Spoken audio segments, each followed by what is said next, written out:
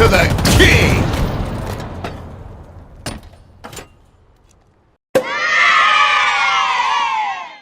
What is up YouTube? It's your boy God King Futz, and in today's video we'll be going over how to get in, drive, and shoot from the Pelican in Halo Infinite's campaign.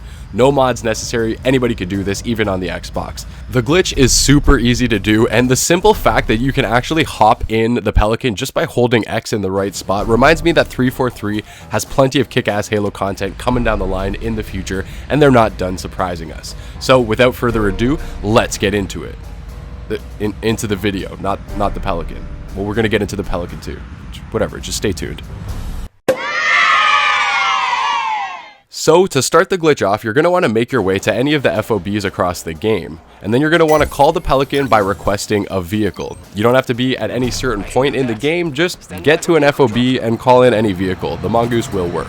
Head over to the terminal and select whichever vehicle you feel like being dropped off. So when the Pelican finally does show up, your goal is to get on top of the Pelican before it begins to take off. So from here, we have two options. You can either grapple hook onto the Pelican, or you can get your hands on a flying vehicle and easily get on top without much trouble. But honestly, if you're too early in the game, getting your hands on a flying vehicle can be kind of a bitch. So you got two options. You can either get good at using the grapple shot or get really good at finding flying vehicles.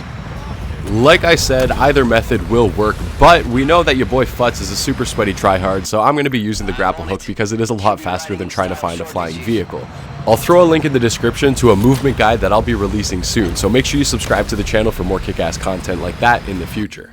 So anyway, back to the glitch. Every FOB is going to have this rotating satellite behind it that works great as an anchor for your grapple.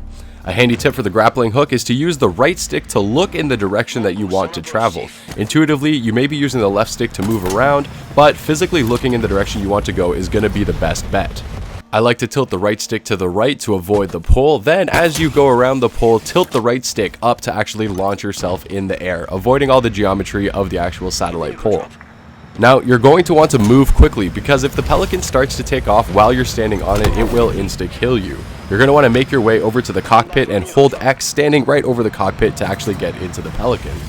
Now, at this point, we are inside the Pelican, but we're not done yet because we want to be able to drive it. We might be inside the cockpit, but we're not actually controlling it, and in a few moments, it's going to rise up past the kill barrier, making it a pretty short-lived flight. So, next steps.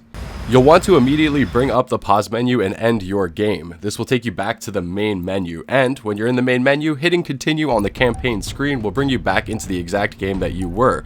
Except now the Pelican, which was previously driven by your boy Fernando or Echo 216, depending on what part of the campaign you're actually in, is going to end up spawning and falling somewhere to the ground without Echo 216 actually being inside the Pelican.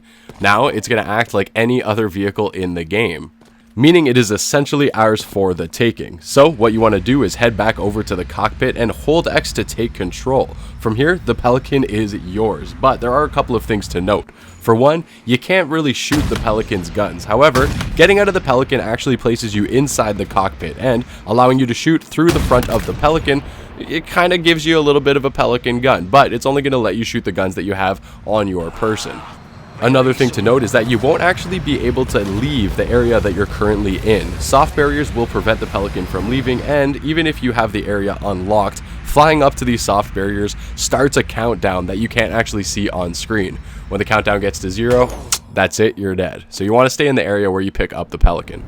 And now the third thing that you want to note is that the Pelican isn't actually invincible. It can be destroyed with enough firepower, and on harder difficulties, it's actually a guarantee given how large your target is. This isn't exactly a viable strat for wiping out FOBs. But if you're looking to actually use the Pelican for something more than just a neat little glitch, you can actually take the Pelican high up above the battlefield and use the Pelican as cover to get easy snipes on the Banished on the surface of Zeta Halo. But beware, after a couple of seconds, the Pelican will start to fall towards the ground, and if you're still inside the cockpit and make contact with the edge of the Pelican, it's an insta-kill. Just like if you were standing on top of it when it started to fly away. And that is basically that, ladies and gentlemen. We have the Pelican in Halo Infinite. Now, I'm almost exclusively an Xbox player, so getting behind the wheel of a Pelican without any mods is always a good time. With that being said, guys, I hope you all have a fantastic rest of your weekend, and don't forget to drop a like. I forgot to say that. Don't forget to drop a like if you liked what you saw today. Oh. Oh, I know what the ladies like. And don't forget to smash that subscribe button for more kick-ass Halo content in the future. Okay, I did my obligatory YouTube begging for likes and subscribes. Now, with that being said, I hope you all have a fantastic rest of your weekends, and don't forget to stay classy, YouTube.